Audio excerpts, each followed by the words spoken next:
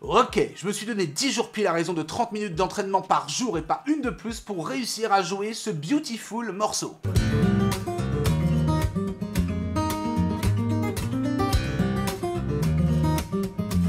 Donc ça, c'est l'objectif final à atteindre, et mon niveau de départ était, bien j'aurais pu le qualifier de complètement pété, rincé, nul, ce que vous voulez. Jour numéro 1, ça donnait ça.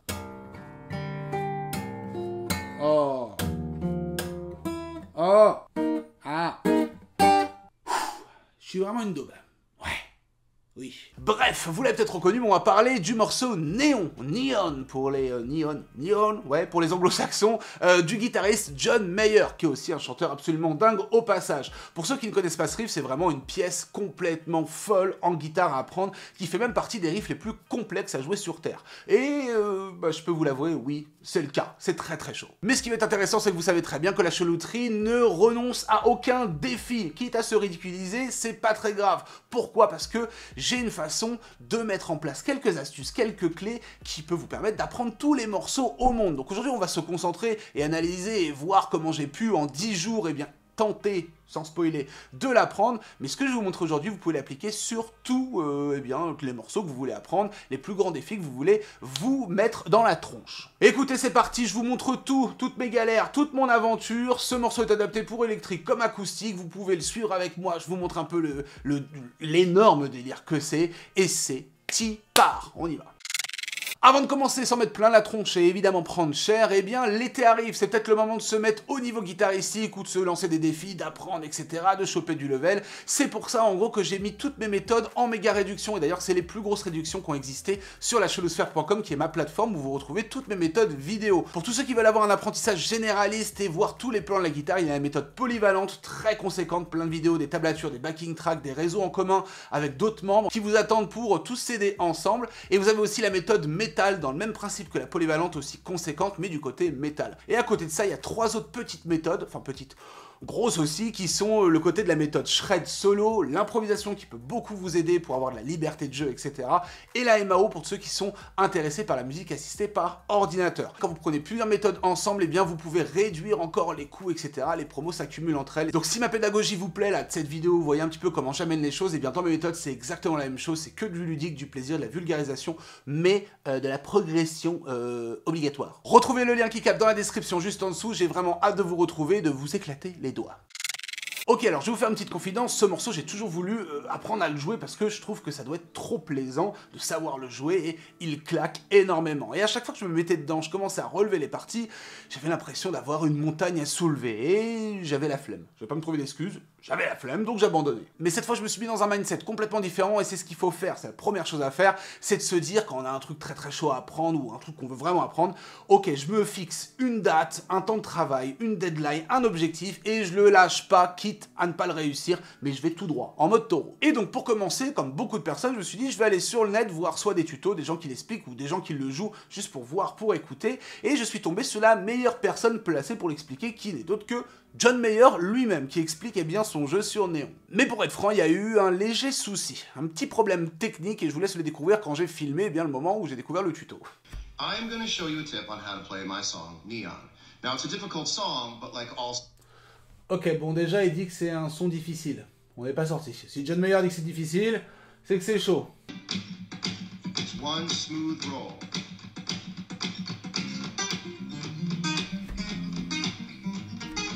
Waouh, j'ai rien compris. J'ai absolument rien compris. Le gars est très très chaud, hein, je l'avoue, il n'y a aucun problème. Pédagogiquement, c'est encore autre chose. C'est-à-dire qu'il nous montre un truc en 3 secondes et il pense qu'on va réussir. Bah non. Bah non. En tout cas, moi, là, je suis en PLS total. Et le pire, c'est qu'il chante en même temps. Là, il parle en même temps, mais vraiment dans le morceau, il chante en même temps, donc c'est vraiment absolument un monstre de la guitare. Mais effectivement, je suis un peu hacké parce que j'ai rien compris à ce qu'il fait. Donc je vais devoir me fier à mes oreilles, aux tablatures, à ceux qui le jouent, analyser, réduire les vitesses. Je ne sais pas si le défi est réellement faisable en 10 jours. De base, si j'avais compris un petit peu le principe, je veux bien, mais si déjà je comprends pas le premier jour, c'est chaud.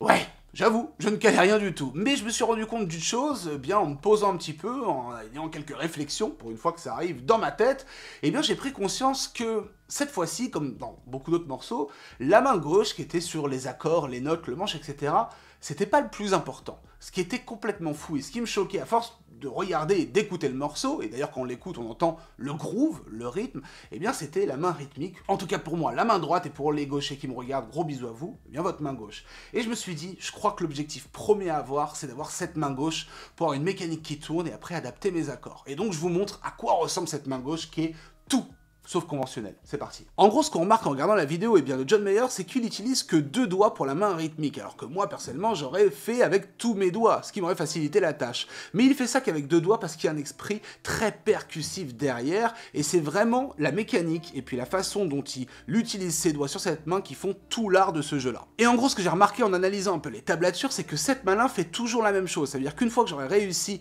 à gérer cette main, et bien après, c'était tranquille, entre guillemets, pour le reste. Et donc, il fallait que j'apprenne à faire tourner cette chose-là avec que 2 doigts.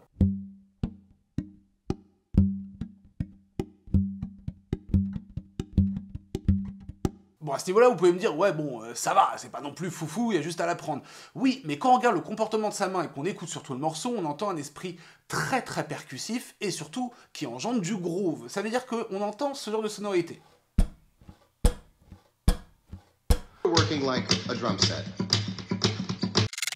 Un semblant de claquet qui vient se positionner sur des temps forts, des temps particuliers, qui simuleraient plus ou moins eh bien, le groove d'une caisse claire de batterie, si vous voulez. Et à ce moment-là, je me suis dit, ok, on entend que c'est très claquant, c'est très percussif, donc sur certaines notes, il va utiliser ce qu'on appelle le slap, pour faire ressortir le côté, bien, encore une fois, très percussif, très claquant, très puissant de la guitare. Et évidemment ça en respectant eh bien, la combinaison que je vous ai montrée, mais derrière, il y a aussi eh bien, des petits mouvements de claquet à rajouter. Ça veut dire qu'en gros, mon objectif premier était de pouvoir consolider tout ça, de réunir tout ça, de choper de la vitesse, parce que c'est assez rapide malgré tout, et du coup, eh bien, j'ai dû bosser quelques jours dessus, juste sur de la rythmique.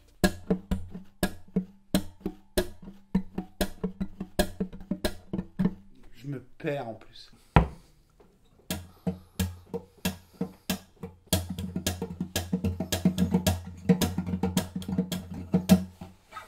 Donc ça, c'était l'objectif numéro 1. Et c'est clair qu'au final, ça vient assez rapidement quand on ne pense à rien d'autre qu'à ça. Ça peut être un petit peu frustrant. C'est très dur mentalement de se dire, ok, on fait aucune mélodie, on fait que de la rythmique. Mais c'est quand même très satisfaisant déjà juste à jouer comme ça, parce que ça groove pas mal. Et derrière, on sera libéré pour adapter les accords à tout ça. Donc, au bout de quelques jours, j'avais réussi quand même à avoir un délire qui se rapprochait de cette vitesse-là.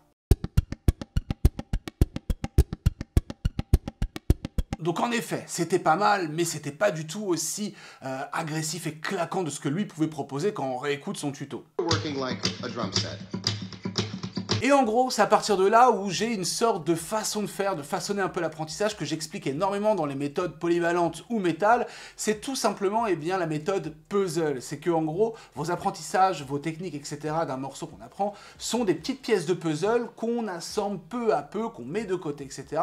pour qu'à la fin, ça fasse une belle pièce. Donc d'un côté j'avais la main rythmique qui formait quelques pièces de puzzle que j'allais continuer de pratiquer bien moins longtemps dans mes séances de 30 minutes parce que j'avais du taf là-dessus. En général je venais m'échauffer entre 5 et 10 minutes quand j'avais le temps, juste faire un peu de pattern rythmique comme ça et après je passais une vingtaine de minutes sur les accords. Et c'est pourquoi je me suis tout simplement aidé des tablatures, ce que je vous conseille de faire, toujours avoir des tablatures sous les yeux pour relever les accords, les notes, etc. Donc je vous montre et puis je suis tombé sur un truc très bizarre, dont je n'ai toujours pas compris l'utilité. Aujourd'hui, je me suis mis sur les tablatures du coup du morceau de John Mayer, et tout de suite, j'ai vu un truc très bizarre qui est arrivé, c'est-à-dire que il accorde sa guitare dans un accordage pas du tout traditionnel. Il met sa grosse corde, qui est de base en mi, il la met en do.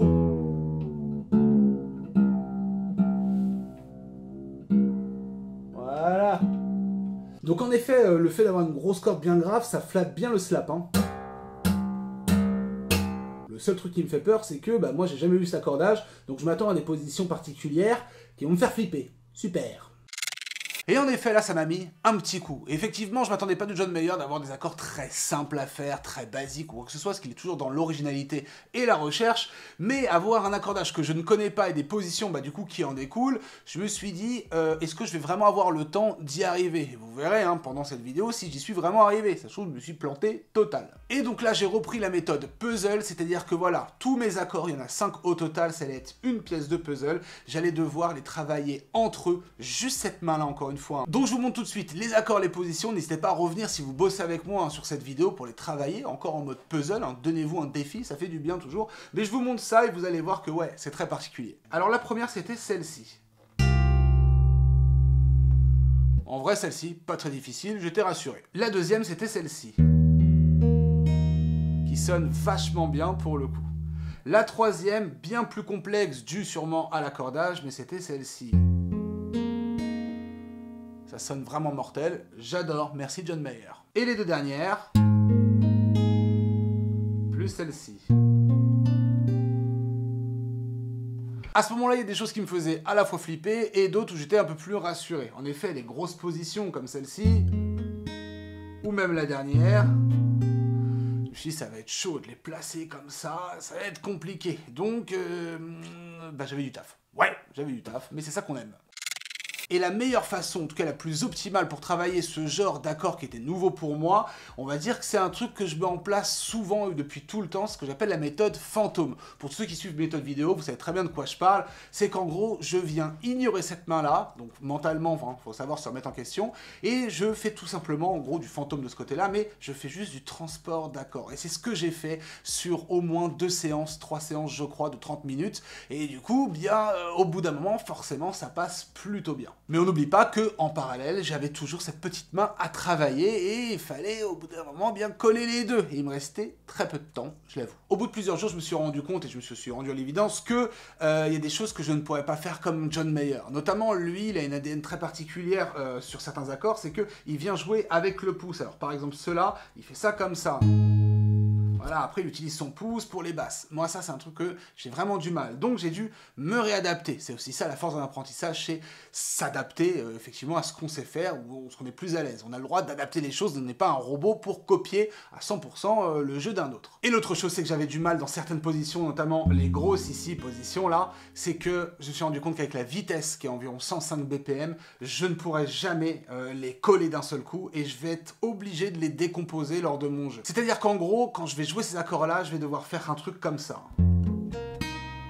Voilà, de décomposer au lieu d'être tout de suite collé sur mon accord. J'avais vraiment du mal à le faire, et lui, je ne sais pas comment il fait, c'est complètement hallucinant. Mais j'ai trouvé, voilà, un petit chemin de traverse pour gagner un peu de temps. Ok, donc à ce moment-là, si on reprend l'image du puzzle, j'avais bien des pièces du puzzle assemblées d'un côté, qui était le côté de la main droite rythmique, d'autres pièces du puzzle qui étaient assemblées d'une certaine manière, mais voilà, qui commencent à se forger d'un côté. Et qu'est-ce qu'il fallait faire pour faire le beau tableau? Eh bien, réunir tout ça. C'est à partir de ce moment-là où vraiment j'ai commencé à bosser l'entièreté, on va dire, du morceau. Donc tout collé ensemble. Et c'est là où j'ai pris cher. Et pourquoi? Parce que j'allais vite en main droite seul, j'allais vite en main gauche seul, mais les deux réunis, eh bien fallait que je réduise à mort la vitesse. C'est toujours encore une fois une question de mental, d'humilité, de se dire ok, tranquille, j'ai le temps, enfin, pas trop le temps parce qu'il me restait que quelques jours. Mais vous avez compris, il faut savoir réduire les choses, se remettre un peu en question, se dire c'est pas très grave, ok? Avoir de l'humilité en gros pour pouvoir performer par la suite. Alors après un peu d'entraînement en alliant bien les deux mains, je commence à avoir une vitesse médiane et constante qui, je vais pas dire est au résultat final, mais qui commence à être sympa à écouter, en toute humilité.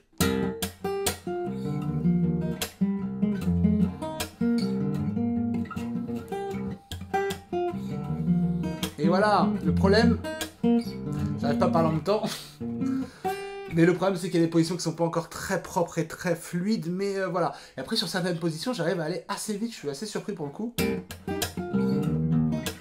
Pas très propre, mais...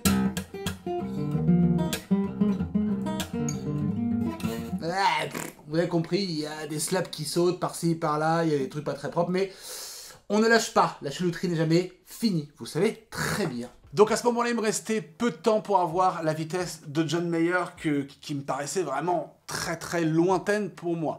Mais malgré tout, comme j'avais tout assemblé, il me restait juste à peaufiner jour par jour, et bien je vous l'avoue, j'ai triché un peu. J'ai triché parce que je me faisais un tout petit peu plus que 30 minutes et je suis désolé parce qu'au début j'ai dit pas une minute de plus. Mais en effet, je travaillais le matin 30 minutes et quand j'avais le temps le soir, je prenais ma guitare en mode détente et je peaufinais. je peaufinais la vitesse, je me foirais. Je regardais un petit peu mon objectif qui était de 105 BPM et je commençais à 85, 90, je bossais au métronome, très important aussi. Ce que j'explique dans les méthodes vidéo, c'est que le métronome, c'est votre ami pour pouvoir se jauger et aller plus vite. Mais surtout, voilà, j'augmentais de 5 en 5 les BPM. Parfois, le lendemain, je réduisais de 5 en 5 et je réaugmentais, etc. Et du coup, oui, bon, j'ai rajouté un tout petit peu de temps de travail parce que fallait que je remplisse l'objectif pour vous. J'espère que vous comprenez. Et aujourd'hui, après 10 jours de travail intensif, 30 minutes par jour ça va, et quelques minutes de rab, ou quelques heures de rab, eh bien je suis prêt à vous présenter mon niveau actuel. C'est à vous de me juger et de me dire ce que vous pensez eh bien de cette mini performance et j'allais dire si je suis au niveau de John Mayer, non. Ne vous embêtez pas, je sais très bien, il est sur une navette spatiale, je suis sous terre. Et donc avant de voir le résultat final, médiocre ou non, eh bien je vous rappelle que sur lachoulousphère.com, j'ai mis toutes mes méthodes en vidéo en méga réduction. Pour la polyvalente et métal, il n'y a jamais eu autant de réduction dessus et pour les autres, il y a aussi une énorme réduction et quand vous prenez plusieurs méthodes, ça se cumule. Sur lachoulousphère, vous pouvez tout simplement aussi voir les programmes et puis, bien voilà, comme je vous l'ai dit, moi, c'est une pédagogie ludique, vulgarisante, assez moderne au final, mais surtout avec du résultat, quoi qu'il arrive. C'est l'été, c'est le moment aussi de pratiquer en toute douceur et chelouterie guitaristique. Et je vous dis à très bientôt pour de nouvelles vidéos. Résultat de Néon de John Mayer, joué par un gars chelou. C'est parti, c'est maintenant, c'est tout de suite, let's go!